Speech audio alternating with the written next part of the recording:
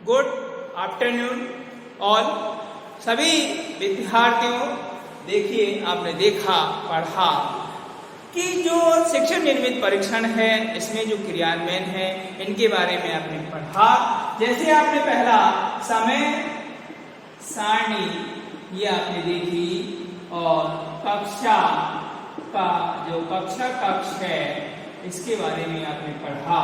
अब हम पढ़ेंगे डेस्क कि यहाँ पर डेस्क जो है वह भी बच्चों को रखना बहुत जरूरी है, क्योंकि यहाँ पर विद्यार्थी है एक अपनी जो उत्तर पुस्तिका है वह यदि उस डेस्क पर लिख रहे हैं या फर्नीचर पर लिख रहे हैं तो वह उस पर कैसे रखेंगे।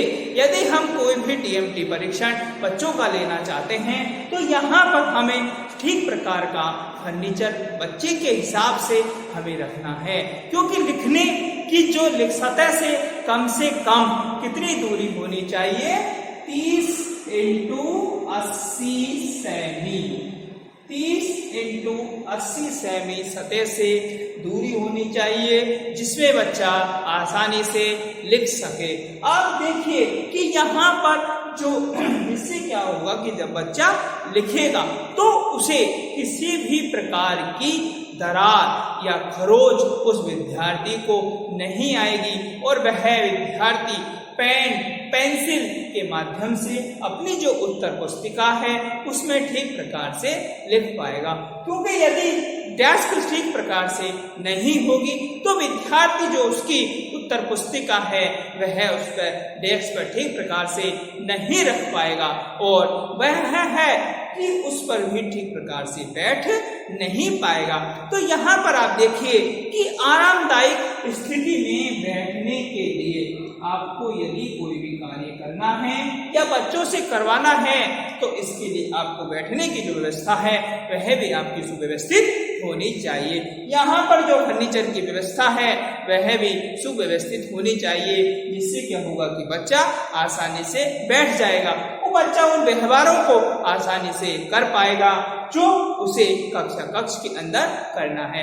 यह शिक्षक के द्वारा जो टेस्ट बच्चों पर अप्लाई किया गया है वह उसका ठीक प्रकार से उत्तर दे पाएगा। तो यहाँ पर जब हम टीएमटी का क्रियान्वयन करते हैं तो समय सारणी, कक्षा कक्ष और डेस्क का हमें निश्चित रूप से हमें ध्यान रखना है। साथ ही साथ हमें ये सुनिश्चित करना चाहिए कि कमरे में कोई भी चार्ट नहीं होना चाहिए, जिससे क्या होगा कि जो बच्चे की सहायता करता है। क्योंकि ये डेस्क के साथ साथ हमें कक्षा कक्ष के अंदर हमने ये देखा, कक्षा कक्ष के अंदर कोई भी किसी भी प्रकार का कोई चार्ट नहीं होना चाहिए या कुछ ऐसा लिखा हुआ नहीं होना चाहिए जो बच्चे की सहायता करता है। क्योंकि कक्षा कक्ष में कुछ ऐसे प्रश्न होते हैं जो बच्चे से पूछे जाते हैं, परंतु उनका जो उत्तर है वह कक्षा कक्ष में लिखा हुआ होता है।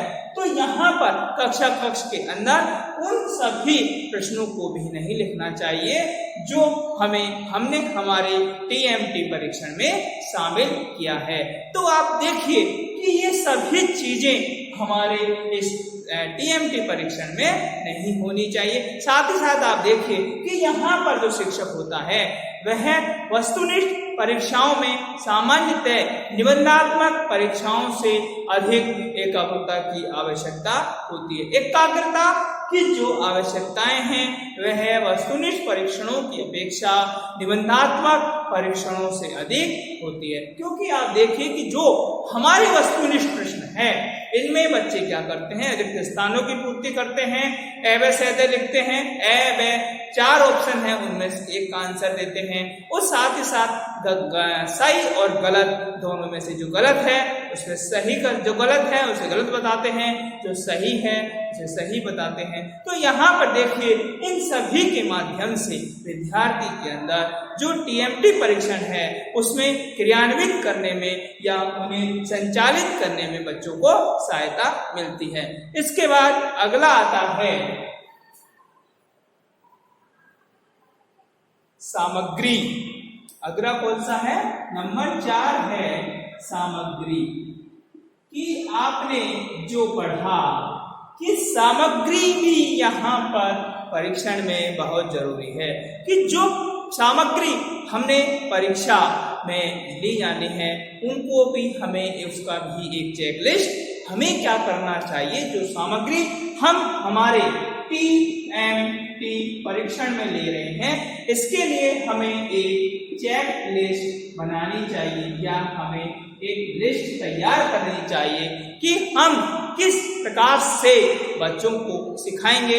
बच्चों को जो चीज हम सिखा रहे हैं उसमें हमें कौन कौन सी सामग्रियों की आवश्यकता हमें पड़ेगी, इन सब का हमें पहले से ही सुनिश्चित कर लेना चाहिए। आप देखिए कि यहाँ पर आवश्यक सूचनाओं को लिखने के लिए हमें किसकी आवश्यकता है, श्याम पट्ट।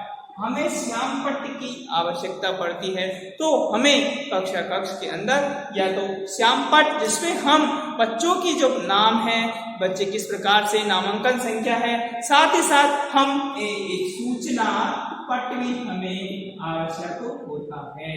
सूचना पट्ट के माध्यम से हम बच्चों को सूचनाएं देते हैं कि आपको कौन सी कक्षा में बैठना है और आपका जो व्यवहार है वह किस प्रकार से होना चाहिए। कक्ष के अंदर आपको अनुशासन भी रखना है और अनुशासन में रहकर आपको परीक्षा देनी है।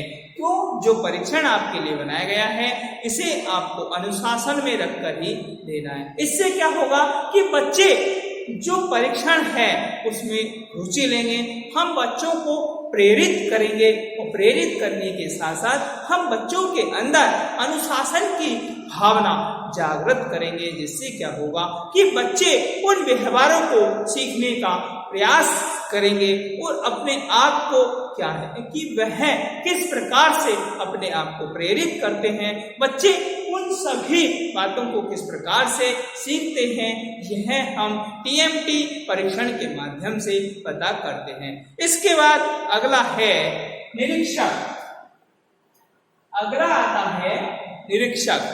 निरीक्षक का देखिए कि जो है निरीक्षक कि निरीक्षक जो है वह क्या करता है कि वह निरीक्षण करता है कि बच्चों को जो हमने परीक्षण दिया है क्या बच्चे उसे ठीक प्रकार से लिख रहे हैं या नहीं। यदि मौखिक चीज से यदि हमने बच्चों को प्रस्तुत किया है तो क्या बच्चे उसे मौखिक रूप से प्रस्तुत कर रहे हैं या नहीं। साथ ही साथ यहाँ पर यह भी देखने का प्रयास किया जाता है कि निरीक्षक यह भी ऑब्जर्व करता है कि बच्चे जो चीज लिख रहे हैं क्या जो प्रश्न बच्चों को दिए गए हैं क्या वह बच्चों को समझ आ रहा है, क्या बच्चे उन सभी बातों का ठीक प्रकार से पालन कर रहे हैं या नहीं।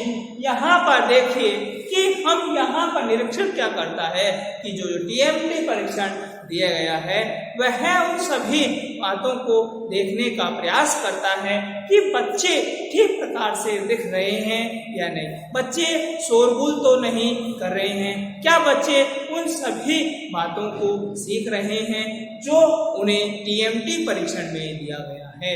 जो प्रश्न हमने टीएमटी में सम्मिलित किया है क्या बच्चे उनका प्रति उत्तर ठीक प्रकार से दे रहे हैं या नहीं, क्या बच्चे उन सभी प्रश्नों को कर पा रहे हैं या नहीं। निरीक्षक यह भी देखता है कहीं ऐसी कोई चीज तो नहीं है जो बच्चों को दुविधा प्रकट कर रही है, जिससे बच्चों को अपने प्रश्न को करने में दिक्कत आ रही है, बच्चों को जो प्रश्न की भाषा है वह समझ आ रही है या नहीं, वो बच्चों में किसी प्रकार की अनुशासनहीनता तो नहीं है। जिससे क्या होता है कि जो परीक्षण हमने बनाया है या जिस परीक्षण का हम क्रियान्वयन करना चाहते हैं उसका ठीक प्रकार से हमें परिणाम नहीं मिल पाता है। तो यहाँ पर जो शिक्षक निरीक्षक होता है वह उन सभी चीजों को ध्यान में रखते हुए परीक्षण का क्रियान्वयन करता है। तो देखिए कि हमने देखा कि शिक्षक निर्मित जो परीक्षण है उसके क्रियान्वयन के लिए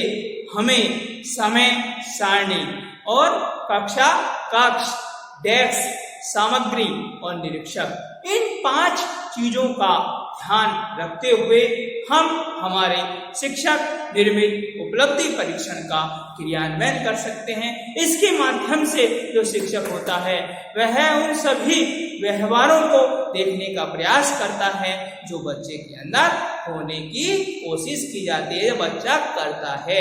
इसके माध्यम से शिक्षक बच्चे की उपलब्धि का पता करता है कि शिक्षक के द्वारा जो बच्चे को सिखाया गया, बच्चे ने उसमें कितना सीखा, कहाँ कमी रह गई, या शिक्षक के द्वारा जो परीक्षण बनाया गया वह कितना सफल हुआ, बच्चों ने उस परीक्षण के माध्यम से कितना सीखा और वह उस परीक्षण को नापने में या उसको मापने में उनका कितना मन लगा और जो परीक्षण है उसमें उन्होंने रुचि ली या नहीं, उसमें उन्होंने अनुशासन रखा या नहीं रखा, कक्षा का माहौल किस प्रकार से, बच्चों ने अपने आप को किस प्रकार से प्रेरित किया, ये सब बातें हम हमारे TMT परीक्षण में क्रियान्वयन करते समय देखते हैं। इन सब के माध्यम से क्या होता है कि हम बच्चों के अंदर उन व्यवहारों को जानने का प्रयास करते हैं जो हमने हमारे परीक्षण में सम्मिलित किया है। ये सभी चीजें हम यह देखने का प्रयास करती है।